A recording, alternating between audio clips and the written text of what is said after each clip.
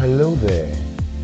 You are on to the Man-to-Man Session podcast. We raise kings to embrace their masculinity and amplify their influence in the society. Welcome. The Man-to-Man Session podcast is about to begin. Okay, good morning. My name is Itoro, my colleague Ukpong, and I'm glad to be with you guys at this conference talking about my marriage and basically dropping an advice for every single man or married man out there. So I've been asked when and how I met my wife. I met her in 2018 on social media. Interesting, on social media. So I didn't follow the cliche met her in church. But I met her on social media. We got chatting in 2020 and I discovered she's a very amazing human being. And, we got to, meet ourselves physically in 2020. And yeah, we're now married. Another question I'm being asked is, how have I been able to manage my relationship with in-laws? Wow. My relationship with my in-laws have been beautiful. I think to a great degree, you just have to have an understanding of everyone, every human being. And when you have an understanding of every human being, you know how best to relate with them. As an individual, I took out some time to understand the personalities of my in-laws, and that has served as a great guide to how I relate with them. So if you're married and you're having issues with your in-laws, I think you should just take a step back, try to understand them, and based on your understanding, you build a relationship with them. Nobody's difficult. Everyone is difficult to anyone that doesn't understand them. So just build understanding, and I believe you'll have a smooth relationship with them. Okay, as regards conflicts, the question is asking if I've had conflicts with my in-laws. I've not really had any conflict with them. I think I and my wife have a system we've put in place that avoid those kind of things that happen, that keep those kind of things from happening. There's some things that would need me to interface with my in-laws, and if I feel it's something that can bring conflict, my partner handles it, and vice versa. If it's something on my end that might bring conflict between my wife and her in-laws, which are my extended family, I handle it. So we've never really come to a place where we have to handle conflict, because we know how to manage those settings as a couple. How can men be financially ready for marriage? Well, I think the most important thing as regards being financially ready for marriage is that you should have a job. You should have a job. If you don't have a job, you should have a business that is bringing in a steady income. It doesn't have to be all the money in the world, but it should be an amount of money that can take care of yourself, a lady. Personally, I would say yourself, a lady, and a child. So you work hard as a man and build yourself to that point where you have a sustainable income that can bring you to that point. It doesn't have to be millions. It just has to be an amount that can sustain a family.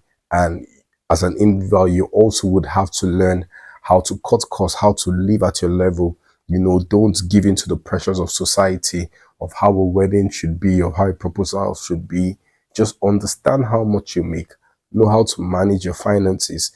Most importantly, be with someone that can manage finances. Like my wife, she's a beautiful manager of finances, and she helped me a lot. So even if what I had at that time was not so much, she knew how to manage every resource to ensure that it catered to what we needed in the family. This question is actually very funny.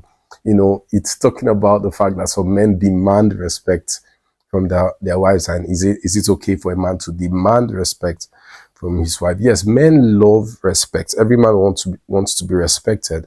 Every man wants to be respected by his wife, by his family, but you don't demand respect. You earn respect. And how do you earn respect?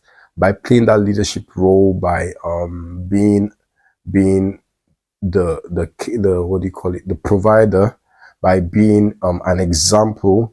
You do your best as an individual to make sure that you look out for everyone, and in that You get the respect from your wife, you get the respect from your family.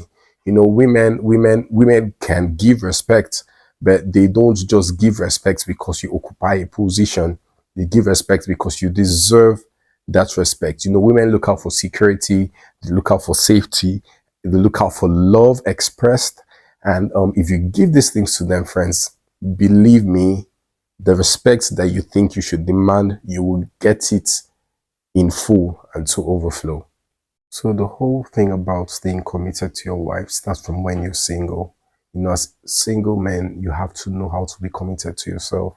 You have to know how to be committed to the principles that you've given yourself to live by. You know, where a lot of us were ignorant of these things and got to learn it in the early years of our marriage. But it's important that you learn how to build principles and live by them. And in that process, you find out that even when you get into marriage, you stay committed to your wife. Also, the fear of God is important. You know, the love of God constrains us. So there are certain things we will want to do, but because of the love of God that we've built up within us, it constrains us to stay within the ambits and the guidelines that have been laid down for us as believers. How can you balance your career, you know, ministry life? Set priorities. God is most important. Family is next. Family comes before ministry.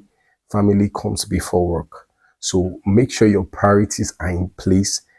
And even if you make, you know, keep priorities in place, it serves as a guide on how you manage your time. So don't say you're giving yourself to ministry. Don't say you're giving yourself to work and despising, and you end up despising your family. No, make time or create time for every aspect of your life. God gave us 24 hours. That's enough time to get everyone into, you know, into place. Well, they say marriage is a bed of roses. Yes. um, Now, okay, when people say marriage is a bed of roses, most times they make it look like it's all a fairy tale. Marriage is not necessarily a bed of roses, but it can be made a bed of roses. I hope you get what I mean. So it takes determinations, it takes making that decision, consciously making that decision to have a beautiful marriage. You know, beautiful marriages don't just happen. People make an effort, people put some, you know, effort into it from knowledge that they've gained to ensure that that marriage is beautiful. So marriage is not just automatically a bed of roses, but marriage can be made a bed of roses by the effort or the input you put into that union to ensure that the best comes out of it. How can you raise children of good character? You know, this is for fathers and intending fathers. You know, we have Gen Zs, we have Gen Alphas, interesting set of people. Now, it's important for us to know that Gen Zs are not just interested in seeing you do what you do. They want to know why you do it. So you need to be patient enough to sit down, listen, understand the place they are coming from, and teach them and guide them in that light.